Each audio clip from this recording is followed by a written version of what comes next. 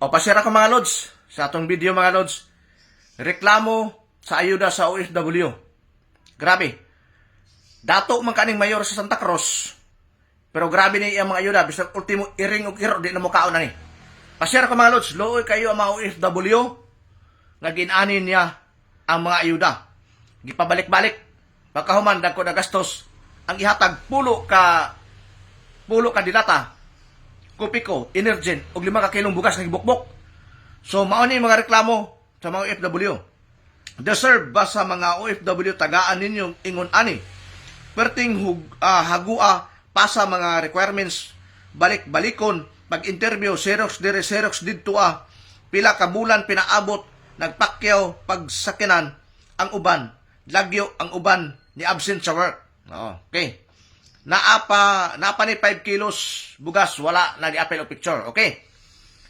Mayor Tatasala, sa imong sipag panghilabot sa probinsya, atong bugas, ang imo haraman di may gipambukbuk na pagkahuman, ang mga dilata, expired na ni mga dilata ba? Gipangkalawang, dili ni deserve sa OFW ni mong ihatag. Pulo ka dilata. Makapalit sila ani. 5 ka kilong bugas, pagkahuman pabalik-balikon mo, mas dako pa ang gastos kaysa imong gihatag nga ayuda, gipangkalawang pa. Bisag ultimo iring og giro dili mo kaon na ni. O pasira ko malod sa pasira ko sa video na to. Mao ni ang kalaki ug mao ni ang style aning inyong mayor da Santa Cruz, ng inyong sipang hambog. Okay maayo. Ay maayo. Mura ka galawog og baboy ani oh. Bisag ultimo baboy na dili mo kaon na ni imong gipanghatag. Nakamino siya sa OFW? Kung wala ang OFW, unlod ang Pilipinas. Ayaw pag inana, Tatasala. Kaya imong kahambugiro, dato mangka ka. Inanaon ni mo ang mga OFW, pabalik-balikon pa ni mo, bisag unsa pabuhat. Interview dito, Xerox dito. Pagkahuman, ang ihatag nga ayuda, gipangkalawang na ang dilata. So mga lods, pa-share ko sa video mga lods, akong i-post kining maong picture, para makita ninyo, ang gibuhat ani, sa ayuda para sa OFW, aning Tatasala de Santa Cruz. Nga ero nga depender ni Mayor Joseph Gagas naisilingan niya nga nagtestify kung unsa gina kawalay nahot si Joseph Gagas sa unang panahon. Okay, paminawan ninyo, basahon na to Basahon na to ning comment sa iyang silingan sa una para kay Mayor Joseph Gagas. Nga natingala sa mikalit na kanato, paminawan niyo mga lods o i-share niyo mga lods. Kaya kini mga ero ni Joseph Gagas, nga grabe niyang pagdipinsa sa iya nga si Joseph Gagas sa una, daan na ko ng dato. Kasi paminawan niya ni, silingan niya ni mismo. Silingan man good namo na sa una, sa Luna Gomez Lodge. Walang-wala mana sa una. Karon, perte naman dato ha ha ha ha. O, diba? Silingan mismo ni Joseph Gagas nag-testify nga silingan daw sila sa una, dito sa Luna Gomez, walang-wala ginawa na sa una. Klaro na nga istorya na bisan si kapitan na tingala, mabitabi si kapitan niya, yor tagaay pud mi anang imuhang similya imuhang liwat an imong baboy kay basig nalibang nagbulawan. Okay, natingala gali si kapitan nganong mingkalit o kadato. Di ba? Kini silingan niya mismo, natingala po, di ba? Silingan niya, di ba? Ang makabalog sa imong tinuod na pagkatao, ang imong mga silingan. Okay, silingan niya ni mismo. Di ba? May ana, ako, usbon ako pa-share mga lods. Usbon ako pagbasa. Silingan ni mismo ni Mayor Joseph Gagas. Silingan man good namo na sa una sa Luna Gomez Lodge. Walang-wala mana sa una. Karon perte naman dato ha ha ha. Di ba? Unsay inyong ikadupa ikadipinsan niyo mga ero ni Joseph Gagas.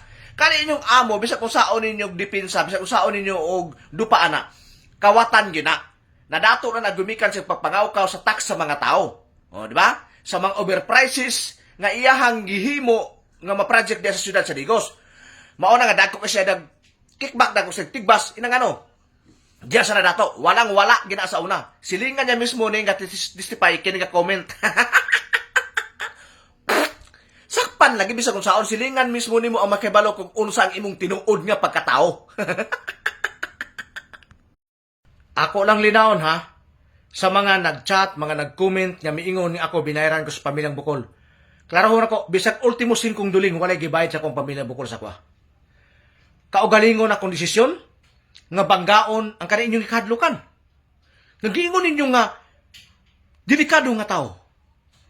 Kikadlukan nga tao. Si Tata Sala, si Joseph Cagas, wala ko malisang anak. Walay gabayad nako og wala ko'y amo. Naimingon, nga unsa na ako mapala. May na ko tabangan ko sa pamilyang Bukol kung magka-problema. Wala man ko nangandoy nga ila kong tabangan. Kaya ako kaugalingon akong desisyon, nakipagbisog ko, nakipaglaban, sa tingog, sa katungod sa mga katawan, ug tingog sa mga katawan. Inang ano, mahadlok pa ng mga tao may istorya sa inyo Mahadlok pa sa mubangga ni Tata Sala, mahadlok sa mubangga ni Joseph Cagas. Pero ako malisang na. Kung kitang tanan mahadlok o magpakahilom lang, walay hustisya nga makabot, walay hustisya nga makita sa kapitan. Walay mangita sa hustisya, walay musinggit sa hustisya. Para makuha ang hustisya sa kapitan, nga gihunusan siya kinabuhi, nga nagserbisyo nagtinarong, nagyagig sa kamatuoran, sa korupsyon sa Digos, tapos gipahilom. Mo klaro istorya, kung tanan mahadlok, mag-unsa na lang. Yatakan pag-ayo. Ano ba? Mahadlok, mutingog, gumikan kay madawat to kung ambahin, anak ng tipaklong. Dili tanang tao malisang ni Tata Sala, dili tanang tao malisang ni Joseph Cagas. Ako, wala ko malisang ng mga tawhana. Mo klaro istorya, walay gabayad nako, wala ko'y amo. Mato sa mga comment, sa chat, walay gabayad ko, wala ko'y amo. Kaugalingon akong desisyon, ang ipadayon ang nasugdan sa kapitan. Tapos ako kasinggit yung hustisya para sa kapitan nagipatay. Nangita ko hustisya para sa kapitan nagipatay. Ug akong giyagyag ang mga korupsyon sa Digos. Gumikan kay na ako katungod ngumayagyag. Inang ano? Taxpayer ko. Kwarta ng sa mga katawhan ang gilaspag ug ikaw diya sa siyudad sa Digos. Kung tanan lang mo pakahilom, tanan mahadlok. Unsaon lang? Walay mo tingog, walay mo barog. No, di pwede. Ako, barugan ako. Wala ko malisang na inyong Tata Sala. Wala ko malisang na inyong Joseph Cagas. Nagklaro istorya. Ako lang nilao na mga comment o mga istorya. Walay gabay na ko, ug wala ko'y amo. Matod pa sa kasuguan sa Dios mga Lods, tumabang ka.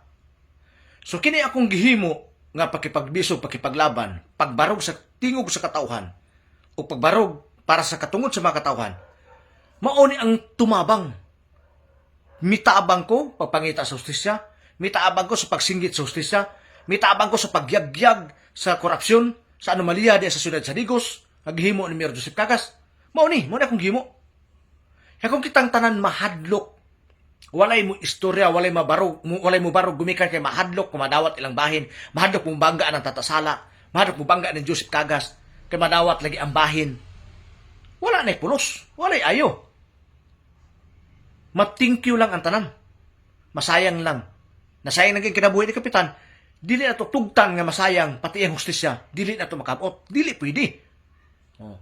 Sa mga tao nga wala makasabot, sa mga tao nga ilang pagtuo, content lang na itong gimo, nakipagbisog ta, nakipaglaban ta. Lahi ang content. Kini ato pakipaglaban din ako ganang gibangga silang duha. Kanang duha ka mayor, nag inyong ikadlukan. So kung walay mo barog, walay mo tingog, luoy kay mga katawan. Luoy kay mga pobre. Di ba? Kay wala ni mo barog, kay mahadlok mo istorya. Dumika kay mahadlok, madawat nila ilang bahin. Ako wala ko malisang mga tawana. Ang giingon sa kasuguan, tumabang ka. Mo na kong gihimo. Mitabang ko sa pagyagyag sa kamatuoran, mitabang ko, mibarog ko para sa katungod sa mga katawhan. Mo na kong gihimo, mga Lods. Mo na nga wala ko malisang ang mga tawhana. Kikinsa man ang mga tawhana ng kalisangan. Haka ng mga tawhana, dili man ang kalisangan, gumikay kay mga dautan man na. Alang ang pasangin lang to sa talplano, sa nagpatay ni Kapitan.